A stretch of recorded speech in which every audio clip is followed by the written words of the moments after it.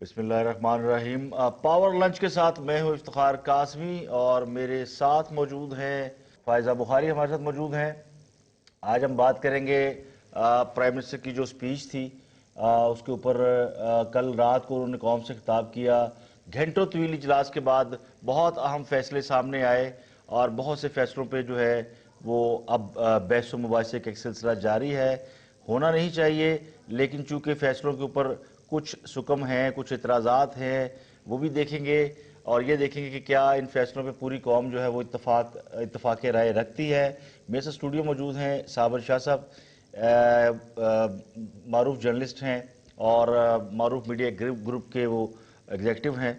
और इसके अलावा असलम इकबाल साहब हैं, पीटीआई की रिप्रेजेंट हैं, और साहबजादा हामिद रजा साहब हैं, चेयरमैन सुन्नी तहरीक की कौंसिल के। ये हमारे साथ कुछ देर में लाइव होंगे वीडियो लिंक पे, इनसे भी बात करेंगे। सबसे अहम बात यह है जी, फौजी अदालतों के क़याम पर इत्तफाक हुआ है। ये वो फौजी अदालतें हैं जो बना के दहशत गर्दों को जो है वो सज़ाएँ दी जा सकेंगी और इन सज़ाओं को कोई चैलेंज नहीं कर सकेगा। इन अदालतों की सरबराही फौजी सरबराहान करेंगे और ये माजी में भी बनाई जा चुकी हैं। उसके क्या नताइज रहे वो एक अलग मसला है, एक अलग बहस है, लेकिन पूरी जो पॉलिटिकल ओनरशिप दी गई है इस फैसले को, इसके हवाले से हम जानेंगे। साबर शाह साहब से हमारे साथ मौजूद हैं। साबर शाह साहब, कम टू द पॉइंट, सीधा सीधा नवाज शरीफ का खिताब जो है आप उसको किस तरह रेट करते हैं? काज़मी साहब, प्राइम मिनिस्टर साहब कल रात 12:20 पे टीवी पे आए, जो बड़ी अनप्रेसिडेंटेड बात है। और मेरी जो रिसर्च है वो ये बताती है कि कभी किसी दुनिया के लीडर ने इतना लेट खिताब नहीं किया होगा। बहरहाल 11 मिनट में उन्होंने सब कुछ सम अप किया। 11 मिनट का खिताब था। मैं समझता हूँ बहुत सारी चीज़ें कवर की। बात तो फिर वही है इम्प्लीमेंटेशन की। अगर इम्प्लीमेंटेशन हो जाए तो और क्या चाहिए।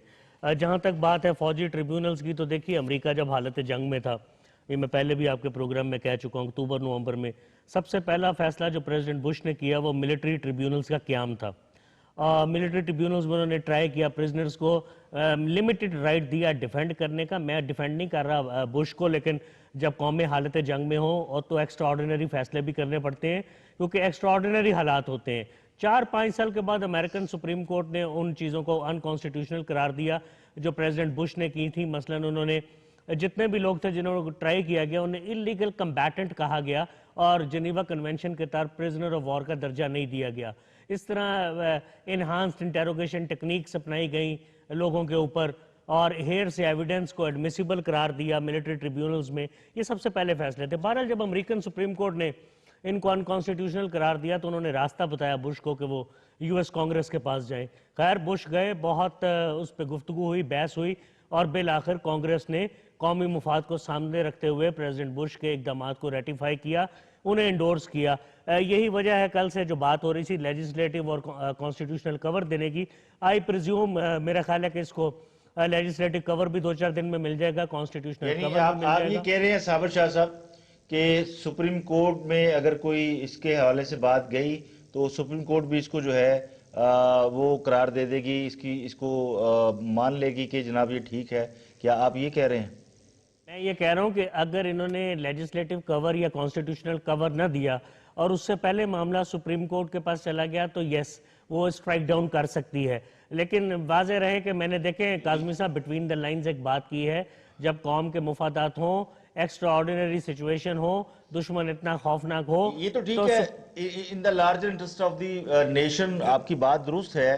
ये असम्बली में जाएगा, पार्लियामेंट में जाएगा, वहां से लीगलाइज हो जाएगा। ये माजी में भी हमारे यहाँ हो चुका है। उसके जो तजर्बात थे वो कुछ ज़्यादा खुशगवार नहीं थे।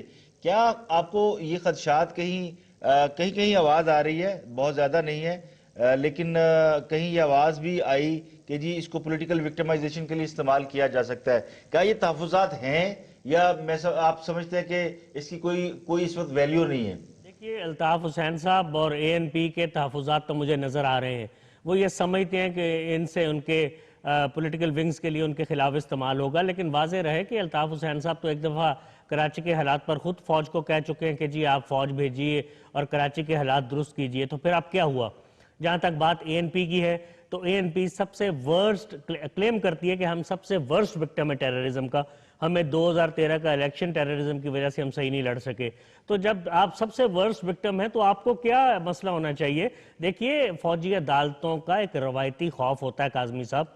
دوسری بات یہ ہے کہ ایکسپیڈیشس ڈسپوزل آف کیسز ہوگا. ہمارا جو سسٹم ہے جوڈیشل وہ پینڈنسی آف کیسز کی وجہ سے بڑا روٹن ہے.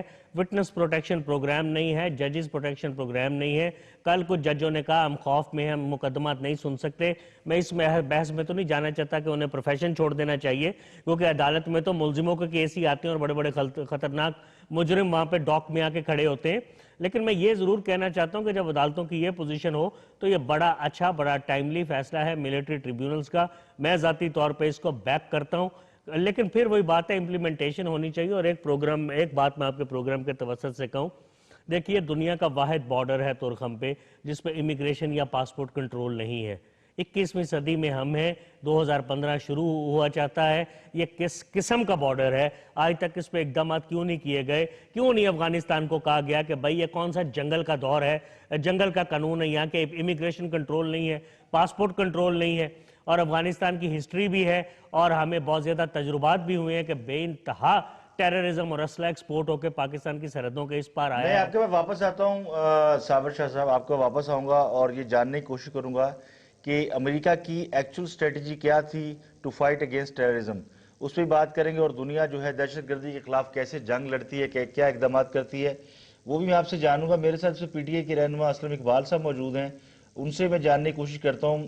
اسلم اقبال صاحب, آپ کی جماعت نے ہی تجویز دی کہ فوجی عدالتیں بنا دی جائیں اور اس کا ایک مدت جو ہے اس کا تعین کر دیا جائے. آپ کیا سمجھتے ہیں کہ جو پرائم منسٹر نے اور دیگر سیاسی جماعتوں نے جو فیصلے کیے ہیں ان پہ عمل درآمد ہو پائے گا, اور کیا پوری قوم جیسا کہ نظر آ رہا ہے ان کے پیچھے کھڑی ہو پائے گی؟ بسم اللہ الرحمن الرحیم. بہت شکریہ آپ نے مجھے موقع فراہم کیا. گزارش یہ ہے کہ اس وقت ہم جن حالات سے گزر رہے ہیں, میں سمجھتا ہوں کہ وہ پاکستان کی تاریخ میں شاید اس طرح کے حالات پہلے کبھی پیدا نہیں ہوئے. پاکستان تحریک انصاف نے جو اپنا موقف حکومت کے سامنے رکھا ہے, میں سمجھتا ہوں کہ وہ حالات کو مد نظر رکھتے ہوئے اپنے موقف پہ آگے کی طرف بڑھے ہیں. اس وقت ملک کے اندر غیر معمولی حالات, غیر معمولی فیصلے کرنے پڑیں گے کہ جس کی بنا پر ہم معاشرے کے اندر جو یہ ایک تاثر پھیل رہا ہے کہ دہشت گردی ایک ناسور کی طرح ہماری جڑوں کو کھوکھلا کر رہی ہے, اس کو ان جڑوں سے اکھاڑنے کے لیے ہمیں ایک پیش پر آنا پڑے گا. اپنے ذاتی سیاسی وابستگیوں سے بالاتر ہو کر ہم نے فیصلے کیے ہیں, اور ہم سمجھتے ہیں کہ اس وقت ملک کو عوام کی بھی ضرورت ہے. جہاں پر ہم یہ سمجھتے ہیں نا کہ سیکیورٹی ادارے جو ہے وہ سرحدوں کے اوپر لڑائی کریں گے, لیکن جب تک پیچھے عوام کھڑی نہیں ہوگی, جب تک پیچھے قوم کھڑی نہیں ہوگی, اس وقت تک میں نہیں سمجھتا ہم کوئی جنگ جیت سکتے ہیں.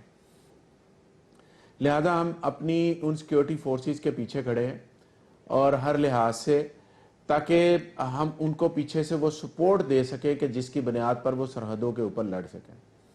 دوسری بات, آپ نے عدالتوں کے حوالے سے بات کی ہے, میں یہاں پر ایک بات ضرور کرنا چاہوں گا. دیکھیں ہمارا جو عدالتی نظام ہے, حقیقت پر اگر بات کی جائے تو اس نے عوام کو کوئی ریلیف نہیں دیا, سوائے ان چند کیسز کے جو کہ عدالتیں بھی شاید سمجھتی ہیں کہ یہاں پر اس فیصلہ کرنے سے شاید ہمیں پاپولیرٹی ملے گی. ہم پچھلے ادوار میں دیکھتے رہے ہیں کہ پیچھے کس طرح سے فیصلے ہوتے رہے, کس طرح سے سو موٹو ایکشن لیے جاتے رہے, اور اس کی بنا پر پھر سارے آگے سسٹم چلتا رہا. آپ کو اپنے عدالتی نظام کی خرابیوں کی طرف بھی دیکھنا پڑے گا کہ ان عدالتی جو آپ فیصلے نہیں دے سکتے, پھر اس کی بنا پر لوگ گمراہ ہو کر پھر دوسری سائیڈ پر جاتے ہیں. جو فوجی عدالتوں کی بات کی گئی وہ اس انصاف کے عمل میں بالکل کوئی پرابلمز ہیں, یہ ہم بھی جانتے ہیں, آپ بھی جانتے ہیں کہ اتنا مؤثر نہیں ہے. پھر یہ اتنی لا اینڈ آرڈر کی سچویشن خراب ہے, ججوں کو شاید لائف تھریٹس ہیں. بہرحال یہ ان کا پروفیشن ہے اور اس میں لائف تھریٹس ہوتے ہی ہیں, لیکن یہ کہیں گھبراہٹ زیادہ ہے کہ اگر جج جو ہے کسی دہشت گرد کے خلاف فیصلہ دیں تو ان کو پھر جان کے خدشات جو ہیں وہ لاحق ہوتے ہیں.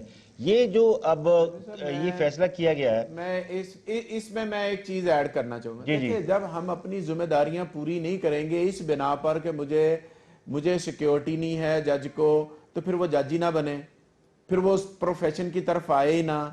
سب سے مقدم اور مقدس جو پیشہ ہے میں سمجھتا ہوں وہ عدالتی نظام کا ہے، وہ ایک کسی جج کا ہے کہ وہ اپنی سیٹ پر بیٹھ کے جو فیصلے کرتے ہیں اس کے فیصلے سے پتہ چلتا ہے کہ اس معاشرے کا رخ کس طرف جا رہا ہے، انصاف کی طرف جا رہا ہے یا ناانصافی کی طرف جا رہا ہے۔ اگر ہم مصلحتوں کا شکار رہیں گے، ہم فیصلے نہیں کریں گے، تو پھر آج آپ دیکھ لیں کہ معاشرے کے اندر کس طرح سے حالات پیدا ہو رہے ہیں اور لوگ کس ڈگر پر جا رہے ہیں۔ ہمیں آپ نے آئین بنا لیا، لیکن اس آئین میاں کے صاحب، نیچے جو باقی ریاستی ادارے ہیں ہاں جی، اگر وہ صحیح پرفارم نہیں کر رہے تو پھر اس آئین کے بنانے کا آپ کو کیا فائدہ ہے؟ پھر آئین آپ بنائے ہی نہ، پھر اس طرح کھلا چھوڑ دیں۔ کہنے کا مقصد یہ ہے کہ فوجی عدالتیں بنانے کی آج ضرورت کیوں پیش آئی، ذرا اس پہ بھی بات کر لیں آپ۔ اس وجہ سے پیش آئی کہ آپ کا جو عدالتی نظام ہے وہ صحیح نہیں چل رہا۔ تو پھر فوجی نظام یہ ہے کہ یہ اس کے اندر ایک سپیڈی ٹرائل ہوگا اور اس کے اندر ہم بہتری کی طرف جا سکیں گے اور اس کے اندر مداخلت کم ہوگی، سیاسی مداخلت کم ہوگی۔ یہ بھی ایک بہت بڑا پہلو ہے جس کو ہمیں اگنور نہیں کرنا چاہیے۔ عام عدالتوں کے اوپر ایک سیاسی دباؤ بھی ہوتا ہے یا کسی بڑے میں سمجھتا ہوں کہ کسی بھی ادارے کے سربراہ تو کا بنیادی دباؤ طور بھی پر ہو میاں سکتا صاحب ہے۔ آپ یہ فرما رہے ہیں کہ جوڈیشل سسٹم جو ہے ہمارا وہ پرفارم نہیں کر پا رہا، جس کی وجہ سے ہمیں یہ کرنا پڑ رہا ہے کہ ہم فوجی عدالتوں کی طرف چلے گئے ہیں، کیونکہ ہمارے جوڈیشل سسٹم میں بہت سی خامیاں ہیں۔ یہ اپنی جگہ درست ہے، لیکن اب چونکہ یہ تو ایک لانگ ٹرم پالیسی ہوگی، ایک لانگ ٹرم سٹریٹجی بنانی پڑے گی کہ عدالتیں پرفارم کریں، ان کے لیے کوئی سسٹم کو یہ کرنا پڑے گا۔ لیکن یہ جو ابھی ہم یہ اعلان ہو گیا، اعلامیہ سامنے آ گیا، اب ایکشن شروع ہونا ہے، اور ایکشن کے دوران جو پولیٹیکل آنرشپ ہے وہ بڑی ضروری ہے۔ آپ نے کہا سرحدوں پہ اگر فوج نے لڑنا ہے، میرا خیال ہے سرحدوں سے زیادہ فوج نے اب شہروں کے اندر جو آپ کی گراس روٹ لیول پہ جو سلیپر سیلز بنے ہوئے ہیں اور جو ہائیڈ آؤٹس بنے ہوئے ہیں ان کے خلاف کارروائی کرنی ہے۔ جب یہ آپریشن شہروں میں ہوگا تو اس کے کیا اثرات مرتب ہوں گے؟ دیکھیں اس میں دو پہلو ہیں۔ پہلا پہلو تو یہ ہے کہ جو ایز اے سٹیزن ہماری بھی کچھ ذمہ داریاں بنتی ہیں۔ صرف سیکیورٹی ایجنسیوں کی ذمہ داریاں نہیں بنتی، ہماری اپنی جو ذمہ داریاں بنتی ہیں وہ بھی ہمیں نبھانی پڑیں گی۔ ہمیں دیکھنا پڑے گا کہ ہم نے حکومتی اداروں کو کس طرح سے ایز اے ایک ذمہ دار شہری ہونے کے ناطے ہم نے کس طرح سے ان کو سپورٹ کرنا ہے۔ معاشرے کے اندر جہاں پر ہمیں یہ نہیں پتہ ہوتا، معذرت کے ساتھ بعض سوسائٹیوں کے اندر، بعض محلوں کے اندر اب تو بالکل ہی ہمیں ایک دوسرے کی فکر ہی چھوڑ گئے ہیں کہ ساتھ والے گھر میں آگے کون رہ رہا ہے، کون نہیں رہ رہا، ساتھ والے مدرسے میں کون آ رہا ہے، کون جا رہا ہے۔ یہ تمام چیزیں ہم بھول چکے ہیں، بلکہ ہم صرف ایک سیلف سینٹرڈ ہو کر، اپنی ذات تک محدود ہو کر ہم نے چیزوں کو مخصوص کر لیا ہے۔ ہم یہ نہیں سوچ رہے کہ سوسائٹی کے اندر کیا ہو رہا ہے۔ سوسائٹی کے جو ہم پہ ذمہ داریاں بنتی ہیں وہ ہمیں وہ ذمہ داریاں پوری کرنی پڑیں گی۔ ادارے اس وقت تک کامیاب نہیں ہو سکتے جب تک کہ میں سمجھتا ہوں کہ ہر شہری اپنی اپنی ذمہ داری کا احساس نہیں کرے گا، ان کو سپورٹ نہیں کرے گا، سب ان کو کے سب ساتھ کو نہیں چلے اونرشپ گا۔ لینی پڑے اگر گی ہم میاں یہ صاحب، کہیں کہ میاں صاحب سب کو اونرشپ لینی پڑے گی، سٹیزن کو بھی لینی پڑے گی، پولیٹیشین کو بھی لینی پڑے گی، فوجی کو بھی لینی پڑے گی، تمام نیشن کو سٹیزن اونرشپ لینی پڑے گی۔ صابر شاہ صاحب آپ یہ بتائیے گا کہ یہ جو ہسٹری ہے اب یہ ہمارے سامنے ہے، ٹیررزم کوئی آج کا مسئلہ نہیں ہے، کئی سالوں سے چلا آ رہا ہے۔ یہ دیگر ملکوں نے کیا سٹریٹجیز اپنائی ان ٹیررزم سے نمٹنے کے لیے؟ کیا انہوں نے اسی قسم کے اقدامات کیے جو آج ہم کرنے جا رہے ہیں، یا ہم نے کوئی الگ سے لائن اڈاپٹ کی ہے؟ عظمی صاحب پہلے تو میں یہ بات کہوں، دیکھیے ہم ساری دنیا میں 7 ارب کے قریب انسان ہی رہتے ہیں، امریکہ بھی بہت عرصہ سویا رہا ہے، دنیا ساری سوئی رہی ہے۔ آپ کو پتا پہلا کار بام بلاسٹ کب ہوا تھا دنیا میں؟ 1905 میں، 109 سال پہلے سلطنت عثمانیہ کے آخری جو فرما روا تھے سلطان عبدالحمید، ان کو ہلاک کیا گیا تھا استنبول میں۔ امریکہ کے اندر 1910 کا واقعہ ہے، لاس اینجلس ٹائمز کو دھماکے سے اڑا دیا گیا تھا، 23 صحافی مر گئے تھے۔ 1920 میں وال سٹریٹ کو اڑا دیا گیا تھا گدا گاڑی میں بوم لگا کے، 38 آدمی مر گئے تھے۔ یہ 100 سال پرانی ہسٹری بتا رہا ہوں۔ ویسے میں آپ کو بتاتا چلوں 1970 سے لے کے اب تک 1.25 لاکھ واقعات ٹیررزم کے ہو چکے ہیں۔ 9/11 ریلیٹیولی ریسنٹ فینومینا ہے، اس میں بہت تیزی اور فریکوینسی بڑی دہشت گردی کے واقعات کی۔ لیکن اب امریکہ نے کیا کیا؟ جب انہیں احساس ہوا کہ ہماری انونسبلٹی خطرے میں ہے، تو انہوں نے سب سے پہلے بجائے اس کے کہ وہ ڈریں کہ انہیں ریشل پروفائلنگ کا تانا دیا جا رہا ہے، انہوں نے نیشنل سیکیورٹی ایجنسی بنائی جس میں امریکہ کی 17 سپائی ایجنسیز، سینسٹیو ایجنسیز اس کے ماتحت تھیں، جس میں FBI اور CIA بھی تھی۔ 40 ارب ڈالر کے لاگت سے ہی بنائی گئی۔ تمام ایجنسیز ایک میز پر بیٹھ گئیں اور انہوں نے غور و فکر کیا اور انفارمیشن کو اکٹھا کر کے اپنے ایسٹس کو متحرک کیا اور اس کے بعد ایکشن کیا.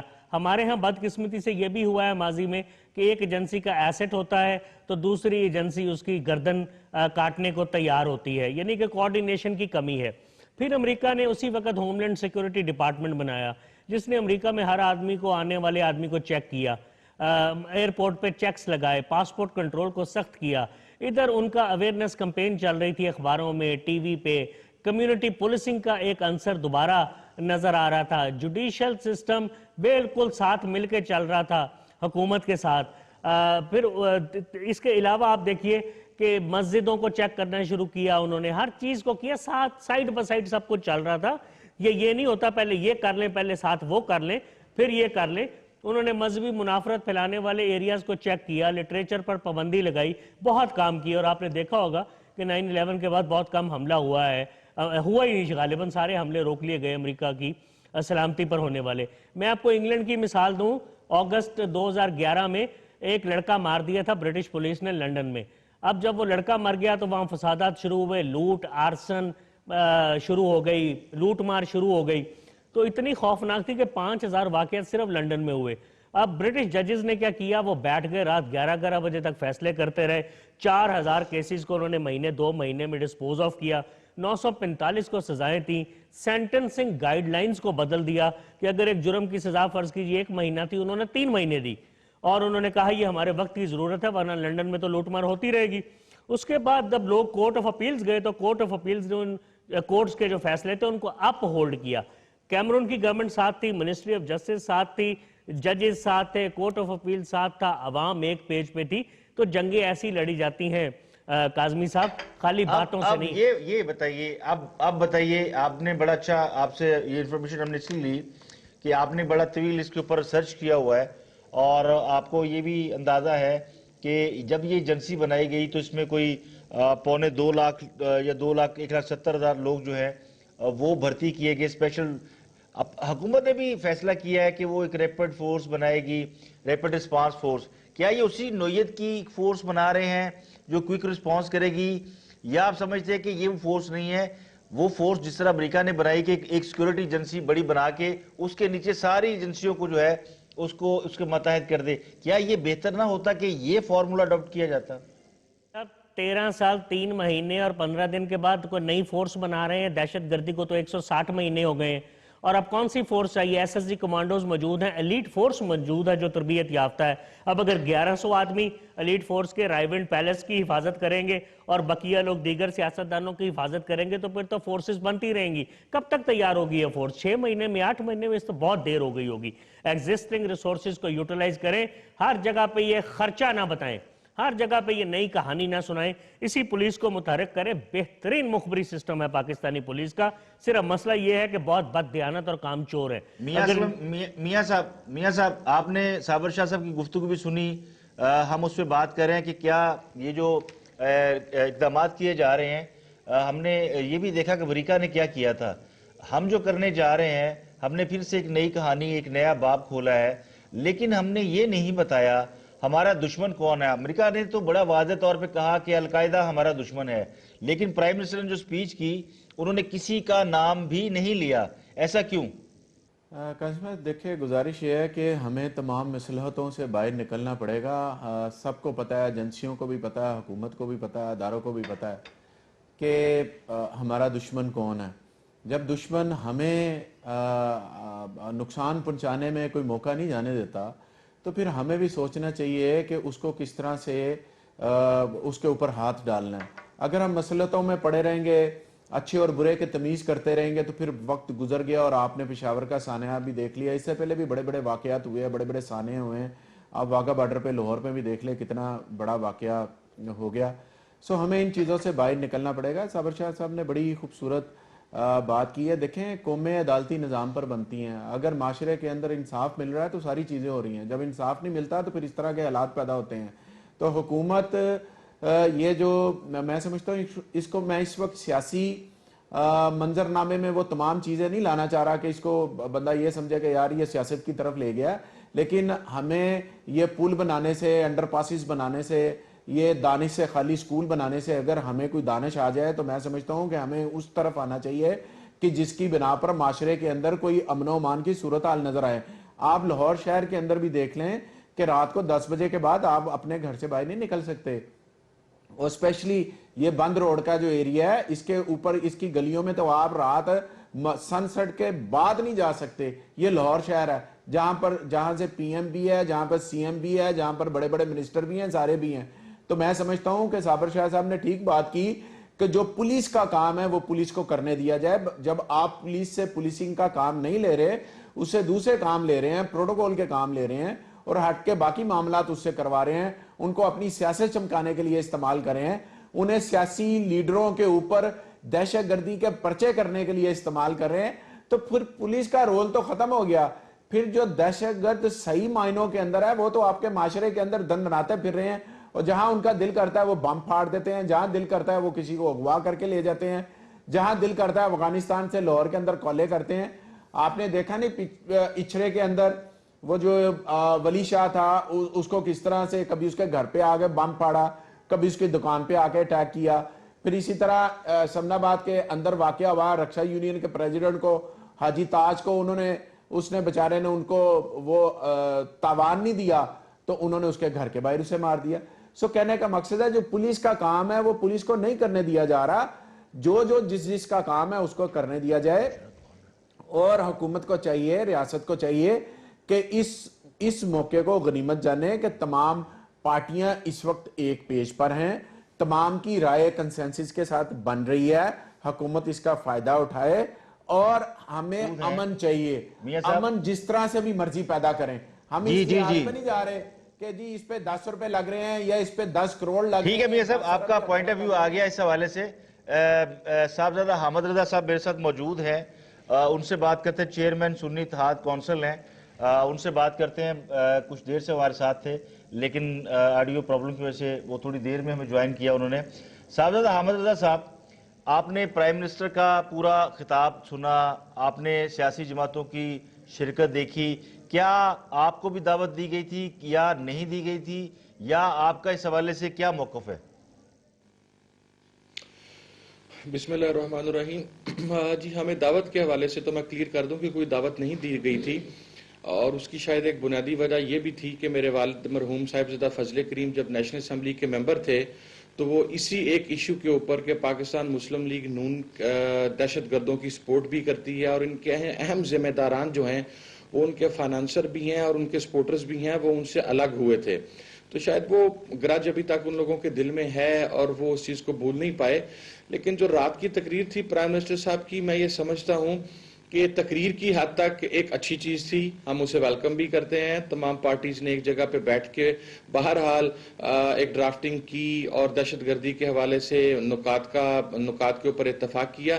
لیکن دیکھیں گراؤنڈ ریالٹیز میرا ذاتی خیال یہ ہے کہ اس سے ٹوٹلی ڈیفرنٹ ہیں. مثلا پرائم منسٹر صاحب کی اس اے پی سی کے اندر بہت سارے چہرے ایسے موجود تھے جو کہ ابھی بھی دس وے اور دیٹ وے وہ طالبان کو, وہ ایکسٹریمسٹس کو, وہ مذہبی وہ طبقہ جو کہ شدت پسند ہے ان کو مکمل طور پہ سپورٹ کرتے ہیں. مثلا پرائم منسٹر صاحب کے ساتھ مولانا فضل الرحمان صاحب تھے, پرائم منسٹر صاحب کے ساتھ وہاں پر جماعت اسلامی کی قیادت تھی, اسی طرح پاکستان مسلم لیگ نون کے الائی مولانا تمام لوگوں کو دعوت دی گئی تھی. اس میں ظاہر ہے مولانا فضل الرحمان کو بھی آنا تھا, پارلیمنٹیرین ہے, ان کو بھی بیٹھنا تھا. وہ تو ایک الگ بحث ہے کہ کون موجود تھا کون نہیں تھا. آپ کو دعوت نہیں دی گئی, یقینی طور پر دی جانی چاہیے تھی, آپ ایک بڑی جماعت کے سربراہ ہیں. اب آپ اس اعلامیے پہ آ جائیں, اس فیصلوں پہ آ جائیں جو فوجی عدالتیں بنانے سے لے کے تمام جو 18 نکاتی فیصلہ ہے اس کے اوپر آپ کے کیا کمنٹس ہیں؟ دیکھیں مجھے دعوت دینے یا نہیں دینے سے تعلق نہیں ہے, میرا ایک سوال ہے نا, آپ اس سوال کو اگنور نہیں کر سکتے. وہ لوگ آپ میرے ساتھ ابھی چلیں پشاور کے قصہ خانی بازار کے اندر, میں آپ کو جو نفرت انگیز اور شر انگیز لٹریچر موجود ہے وہ میں آپ کو نکال کے دیتا ہوں, اور آپ دیکھیں کہ انہی جماعتوں کے کتنے جید اکابرین کا یا ان جماعتوں کے سٹنگ ایم این ایز کی طرف سے وہ لکھا ہوا لٹریچر جو مختلف مدرسوں کے استاد ہیں وہ وہاں پر پشاور کے قصہ خانی بازار کے اندر موجود ہے. آپ نے ایک بڑا خوشنما قسم کے آپ نے نکات تو دے دیے, ان نکات کے اوپر پراپر امپلیمنٹیشن کون کرے گا؟ جہاں تک فوجی عدالتوں کے قیام کی بات ہے، جہاں تک دہشت گردوں کو سزائیں دینے کی بات ہے، جہاں تک دہشت گردوں کو پکڑنے کی بات ہے، یہ تینوں کام تو فوج نے اپنے ذمہ لے لیے، یہ تین کام تو ہو جائیں گے، لیکن سول ایڈمنسٹریشن اپنی عوام کو ساتھ ملا کے پاکستان کے جو چیف ایگزیکٹو ہیں وہ یہ کام کیسے کریں گے؟ آپ میرے اس سوال کو اگنور نہیں کر سکتے۔ اگر اسلام آباد کے قلب میں واقع ایک مسجد کے خطیب آج بھی کھڑے ہو کے یہ بات کہے، اور سرکاری مسجد کے سرکاری خطیب آج بھی یہ بات کر رہے ہوں کہ جناب میں بچوں کے مارے جانے کے واقعے کو کنڈیم نہیں کر سکتا، میں اس کی مذمت نہیں کر سکتا، تو مجھے آپ یہ بتائیے کہ گورنمنٹ کی ول کہاں پہ ہے؟ کیا گورنمنٹ آپ ابھی بھی جنرلی سمجھتے ہیں کہ گورنمنٹ ایسا کر سکے گی؟ جب 134 بچوں کے منہ پر گولیاں ماری گئیں، انہیں بے دردی سے شہید کیا گیا، کوئی ایک سانحہ نہیں ہے۔ آپ مناوا لے لیں، واگا بارڈر۔ حامد رضا صاحب، کیا آپشن ہے ہمارے پاس؟ آپ کی بات درست ہے، آپ کا موقف بڑا ویلڈ ہے، پوائنٹ بڑا سالڈ ہے، لیکن what choice we have؟ نہ the problem is کہ چوائس ہمارے پاس ہے، اور چوائس یہ ہے کہ آپ نے جو کل رات کو دیکھیں، میں نے تو ویلکم کیا کل رات کو جو چیزیں وہاں پر نکات آئی ہیں، اس کے اوپر آپ کی ول چاہیے، اور ول کے لیے سب سے پہلا طریقہ کار یہ ہے کہ آپ ایک ایسا میکنزم طے کریں کہ ہر وہ جماعت، ہر وہ فرد، ہر وہ گروہ، ہر وہ سوسائٹی کا طبقہ جو کسی بھی صورت کی دہشت گردی، وہ فرقہ وارانہ دہشت گردی ہو، وہ بیرونی طاقتوں کی دہشت گردی ہو پاکستان کے اندر، وہ طالبان کی دہشت گردی ہو، یا وہ فکر اور سوچ کی دہشت گردی ہو، اس کا مقابلہ کرنے کے لیے آپ جو میکنزم طے کریں، اس کا آپ کو ودن 1 ویک پتا چل جائے گا میرے بھائی۔ فیصلہ آباد کے اندر آپ چھوڑیں، آپ پنجاب کے اندر اس وقت بہت سارے بینڈ لاؤٹ ایسے موجود ہیں جو ابھی باہر پھر رہے ہیں، جن کی سرپرستی پنجاب گورنمنٹ کی طرف سے کی جا رہی ہے۔ اگر 1 ویک میں وہ لوگ پکڑ لیے گئے یا ان کو پکڑنے کے لیے میکنزم طے ہو گیا تو یقیناً ہم اسے خوش آمدید کہیں گے، ہم اسے ویلکم کہیں گے۔ جس طرح پرائم منسٹر صاحب کی تقریر ایک اچھی تھی، لیکن میں یہ کہہ رہا ہوں الفاظ کا ایک ایسا گورکھ دندہ ہے جس کے اوپر آپ کو پراپر امپلیمنٹیشن بھی چاہیے۔ یہ تقاریر تو پچھلے 20 سال سے ہو رہی ہیں۔ کیا دہشت گردی کا مسئلہ 2013 میں تو پیدا نہیں ہوا؟ دہشت گردی کا مسئلہ صابر شاہ صاحب اور میرے دوسرے بزرگ ابھی فرما رہے تھے کہ 100 سال پرانا ہے، لیکن پاکستان میں آپ دیکھیں 1988 سے آنورڈز نکال کے اگر آپ صرف پرویز مشرف صاحب کا ایرا درمیان سے نکال دیں، 17 سال سے انہی پولیٹیکل پارٹیز کی گورنمنٹ ہے، لیکن 17 سال گزر گئے، کیا اس معاملے کو حل کرنے کے لیے کوئی طریقہ کار، کوئی میکنزم، کوئی چیز طے کی گئی؟ نہیں طے کی گئی۔ اس کی بنیادی وجہ یہ ہے، جب آپ کو نیشنل اسمبلی کے اندر فگرز چاہیے، جب آپ کو نیشنل اسمبلی کے اندر عددی اکثریت چاہیے، جب آپ کو ان جماعتوں کے ارکان کا ووٹ چاہیے، وہ جماعتیں جو کالعدم جماعتوں کو سپورٹ کریں گی، جو دہشت گردی کو سپورٹ کریں گی، جو بینڈ آؤٹ لیٹس کو سپورٹ کریں گی، جو ایکسٹریمزم کو سپورٹ کریں گی، تو پھر میرے لیے یہ سمجھنا بہت مشکل ہے کہ کس طرح۔ آپ دیکھیں کل مولانا فضل الرحمان صاحب نے اپنی اے پی سی کے اندر یہ اعلامیہ جاری کیا کہ جو غیر رجسٹرڈ مدارس ہیں ان کے خلاف آپریشن کیا جائے۔ میرا سوال یہ ہے کہ رجسٹرڈ مدارس کے خلاف آپریشن کیوں نہ کیا جائے؟ کیونکہ اسلحہ اور دہشت گردی تو رجسٹرڈ مدارس کے اندر بھی موجود ہے، غیر رجسٹرڈ مدارس تو کی تعداد بھی بہت کم ہے۔ تو یہ جو ایک یہ جو پرائم منسٹر نے کو آپ سمجھتے ہیں کہ کچھ نام بھی لینے چاہیے تھے پرائم منسٹر کو، کچھ اشارے بھی کرنے چاہیے تھے، کھل کے بات کرنی چاہیے تھی کہ کون ہے وہ دہشت گرد، کون لوگ ہیں جو ہمارے ملک کو نقصان پہنچا رہے ہیں؟ کیا نام کیوں نہیں لیے گئے؟ آپ سمجھتے ہیں کہ لینے چاہیے تھے؟ سر میں دیکھیں اس میں ایک بات آپ کو عرض کروں جی، میں یہ سمجھتا ہوں، دیکھیں جس وقت 9/11 کا انسیڈنٹ ہوا تو امریکن پریزیڈنٹ سے لے کے امریکن کیبنٹ سے لے کے امریکن عوام کی زبان پر ایک ہی لفظ لایا گیا، القاعدہ اور بن لادن۔ القاعدہ بن لادن، وہ اپنا ناشتہ کرنے سے پہلے بھی بن لادن کا نام لیتے تھے، وہ رات سونے سے پہلے بھی بن لادن کا نام لیتے تھے۔ ہمارے ہاں انفارچونیٹلی اور فارچونیٹلی فکری ان کے ساتھ اتفاق ہو یا ان سے خوف کا ایلیمنٹ ہو، بزدلی کا ایلیمنٹ ہو، مجھے ابھی تک یہ سمجھ نہیں آئی کہ ملا فضل اللہ کو ریاست کا دشمن نمبر 1 ڈکلیئر کرنا that was the duty of chief executive of Pakistan, not the duty of chief of army staff of Pakistan. Pakistani prime minister کیوں نہیں لیتے ملا فضل اللہ کا نام؟ پاکستانی پرائم منسٹر کیوں نہیں لیتے طالبان کا نام؟ پاکستانی پرائم منسٹر کیوں حکیم اللہ مسعود یا بیت اللہ مسعود کو جہنم واصل نہیں کہتے؟ جبکہ امریکہ سے اٹھ کے، یورپ سے اٹھ کے، دنیا کے مختلف ملکوں سے اٹھ کے جب ان میں سے کوئی فرد مرتا ہے تو نام لے کے اس کو ویلکم کیا جاتا ہے. ہمارے پرائم منسٹر، اور آپ دیکھیں ہمارے ملک کی تو حالت یہ ہے، ہمارے ملک کا وزیر خارجہ موجود نہیں ہے، ہمارے ملک کا وزیر دفاع موجود نہیں ہے، ہمارے ملک کے اندر اتنی اہم پوسٹ ہیں یہ دو، وہاں پہ ان کے ذمہ داران موجود نہیں ہیں. افغانستان پاکستان کے فورن منسٹر کو میں آپ کے پاس واپس آتا ہوں صاحبزادہ حامد رضا صاحب، آپ کے پاس آ کے دوبارہ آپ سے اس پہ مزید بات کرتا ہوں. اس پوائنٹ پہ جو آپ نے ریز کیے ہیں میں صابر شاہ صاحب سے چاہوں گا کہ وہ اس پہ کمنٹس کریں. صابر شاہ صاحب، صاحبزادہ حامد رضا جو کہہ رہے ہیں وہ کس حد تک ویلڈ ہے؟ 100% بات کی ہے صاحبزادہ حامد رضا صاحب نے بھی، اسلم اقبال صاحب نے بھی. یہ ساری وہ باتیں ہیں جو آپ اور میں بھی پروگرام شروع ہونے سے پہلے بھی کر رہے تھے. ہر جگہ پہ درد دل رکھنے والا پاکستانی یہی باتیں کر رہا ہے. بالکل ٹھیک ہے، امپلیمنٹیشن اتنی آسان نہیں ہے. پرائم منسٹر کے ارد گرد طالبان کے روحانی استاد بھی مجھے بیٹھے نظر آئے ہیں. اللہ کرے اب ان کا ذہن بدل گیا. اور دوسرے میں ایک گزارش آپ سے کرنا چاہتا ہوں کہ امریکہ کی خوبیاں تو میں نے بیان کی ہیں، لیکن ایک بات ذہن میں رہے کہ امریکہ کا کام تھوڑا آسان تھا.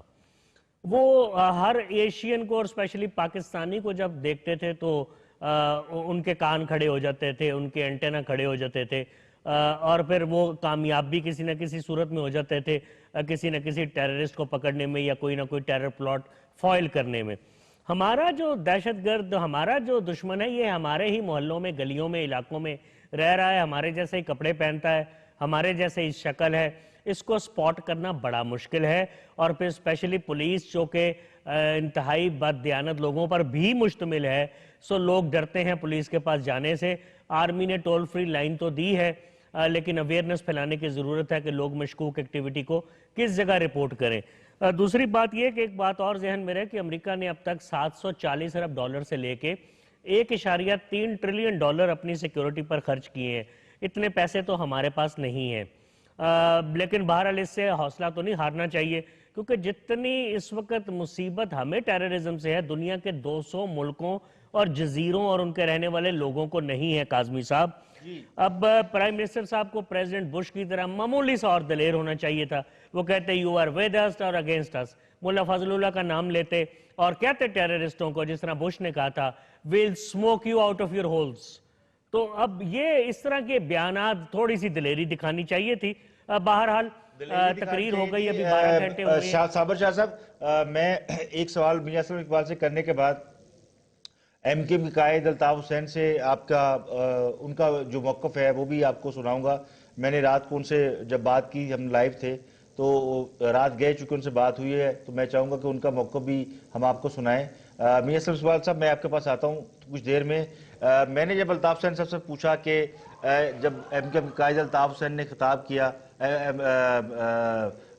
پرائم منسٹر جناب نواز شریف نے خطاب کیا، اس کے اوپر ان کے کیا ریمارکس اور کیا ریئیکشن ہے، تو انہوں نے کیا فرمایا؟ وزیر اعظم پاکستان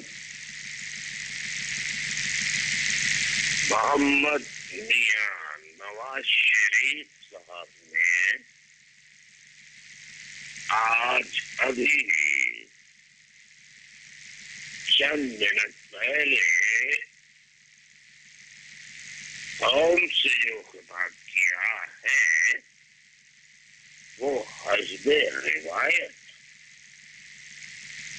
بہت اچھا تھا، لیکن وقت، تاریخ ضرور نہیں تھی، وقت اور تاریخ ضرور نہیں تھی، لیکن اس میں جتنی باتیں کی وہ سب کی سب تقریباً پرانی باتوں کا ریپیٹیشن تھی، کیونکہ کوئی بات نہیں اس میں انہوں نے نہیں کی ماں سوائے फौजी अफसरान की निगरानी में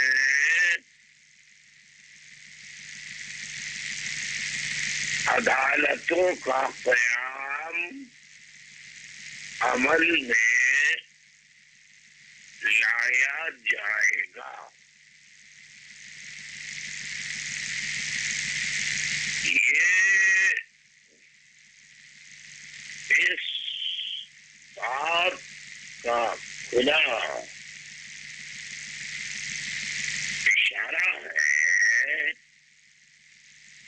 कि हमारी सिविल हुकूमत, सिविल अदालतें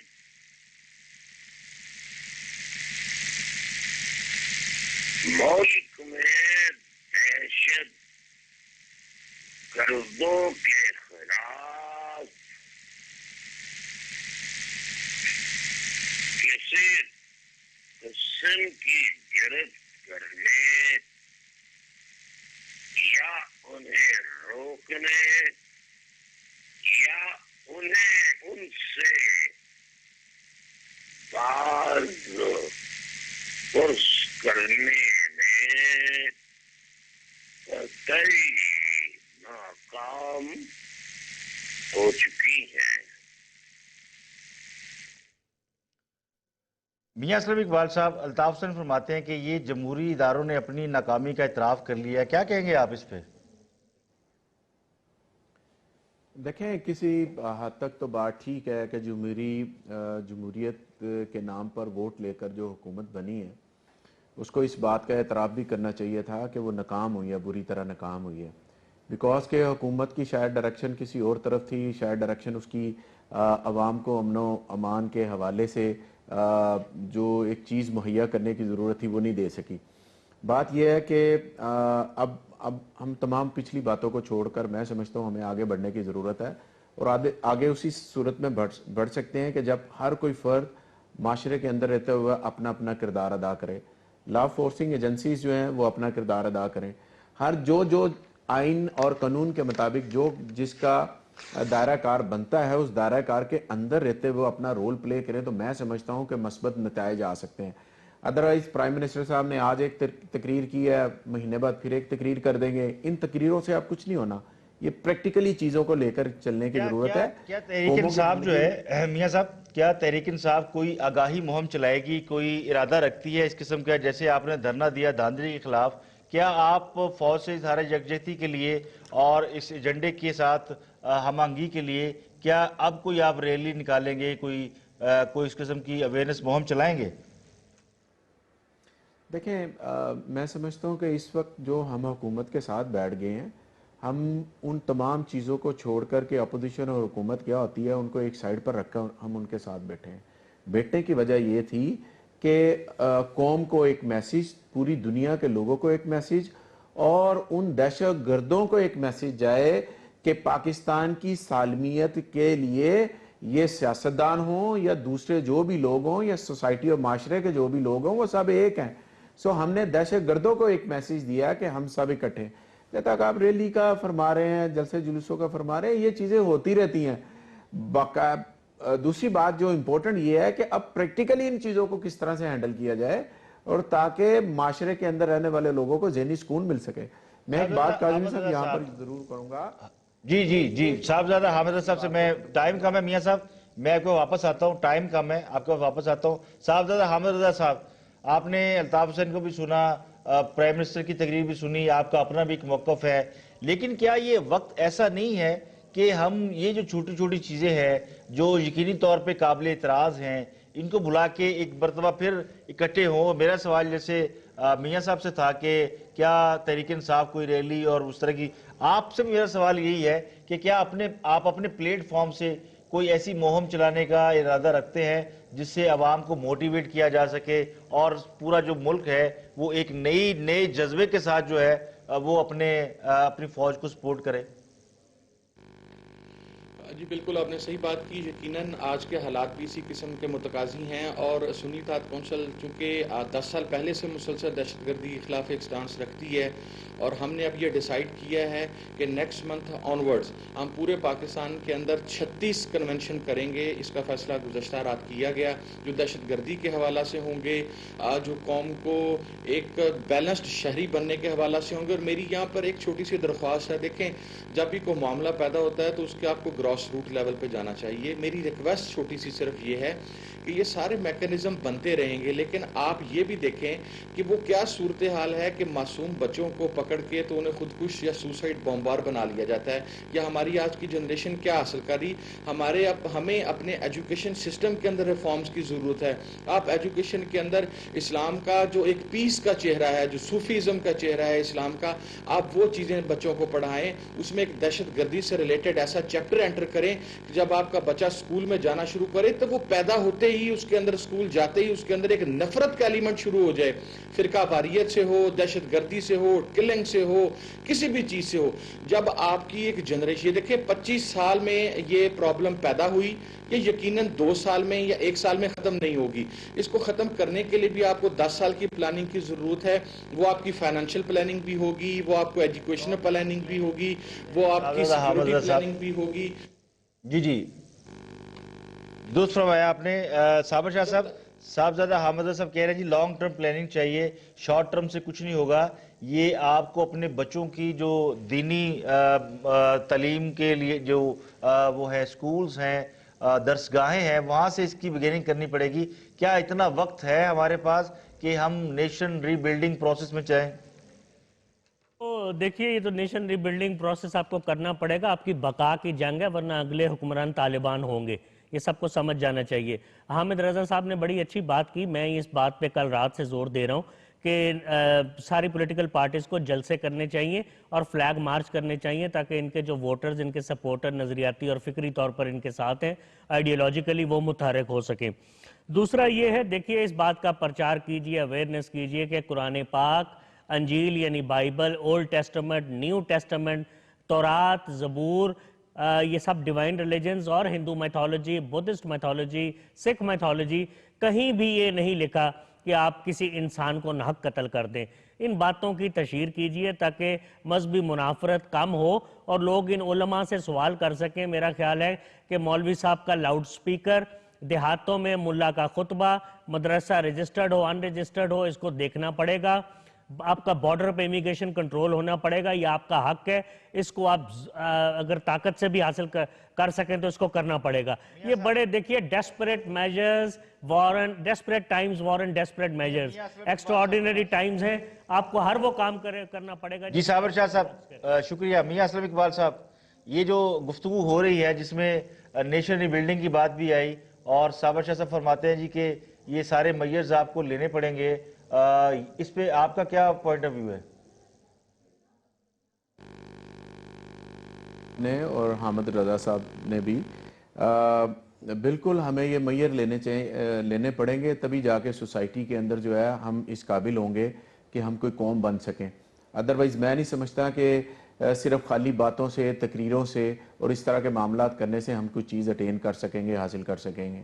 اس کے لیے ہمیں بالکل اپنی سرحدوں کی طرف دیکھنا پڑے گا, ان آؤٹ کون ہو رہا ہے, کون آ رہا ہے, کون جا رہا ہے. اگر پوری دنیا کے اندر سسٹم بن سکتا ہے اس ٹیکنالوجی کی دور میں, جب انسان چاند سے بھی آگے چلا گیا ہے اور آگے جانے کے وہاں پہ رہنے کی تیاریاں کر رہا ہے, تو پھر یہاں پر ہم بیٹھے کیا کر رہے ہیں کہ ایک اتنا بڑا آپ کے پاس لمبا چوڑا بارڈر ہے اور اس بارڈر کے اوپر آج تک پچھلے 68 ایئر سے ہم یہی نہیں بنا سکے کہ جناب کس نے اس سرحد کے اندر آنا ہے. کیا کوئی دوسرا ملک ہمیں اجازت دے سکتا ہے کہ ہم کسی کے ملک میں بغیر پاسپورٹ کے, ویزے کے یا آئی ڈی کارڈ کے یا اس چیز کے چلے جائیں؟ ان مسئلتوں سے باہر نکلنا پڑے گا. ہمیں فیصلے وہ کرنے پڑیں گے جو ہمیں سوٹ کرتے ہیں, ہماری قوم کو سوٹ کرتے ہیں, ہمارے معاشرے کو سوٹ کرتے ہیں, ہمارے ملک کو سوٹ کرتے ہیں. ہمیں ان چیزوں سے اب باہر نکلنا پڑے گا. ہمیں یہ قطعاً نہیں سوچنا چاہیے. بہت شکریہ, ہم جس ملک کی بہت شکریہ میاں اسلم اقبال صاحب, بہت شکریہ صاحبزادہ حامد رضا صاحب اور صابر شاہ صاحب. ہم نے اس پہ بات کی نیشن ری بلڈنگ پہ, اور ہم یہ موضوع کے ساتھ ہے کہ جو میئرز لیے جا رہے ہیں کہ اس سے کیا کل کا واقعی پاکستان جو ہے وہ پرسکون ہوگا. تمام حضرات کا شکریہ اپنے قیمتی وقت دینے کا, اور یہ شیئر کرنے کا کہ کیا ہونا چاہیے، اور یہ جتنے جو اعلامیہ ہے اس کو پریکٹیکل گراؤنڈز کے اوپر ہم نے انالیسس کرنے کی کوشش کی کہ کیا یہ اعلامیہ پریکٹیکلی امپلیمنٹ کے قابل ہے، کیا اس پہ امپلیمنٹ ہوگا۔ ایم کیو قائد الطاف حسین نے کہا کہ ان کو جو ریزرویشن ہے وہ بھی انہوں نے اپنی ظاہر کی۔ تمام گفتگو ہم نے اس حوالے سے کی کہ کیا کل کا پاکستان جو ہے وہ واقعی پرسکون ہوگا۔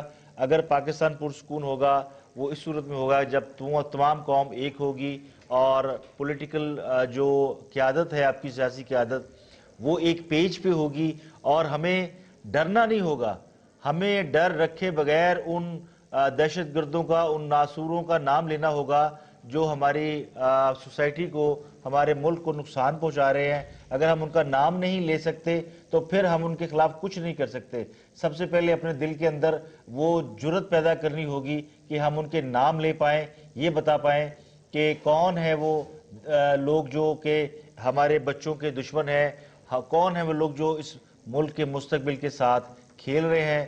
انہی الفاظ کے ساتھ مجھے اجازت دیجیے گا، کل پھر ملاقات ہوگی۔ اللہ حافظ۔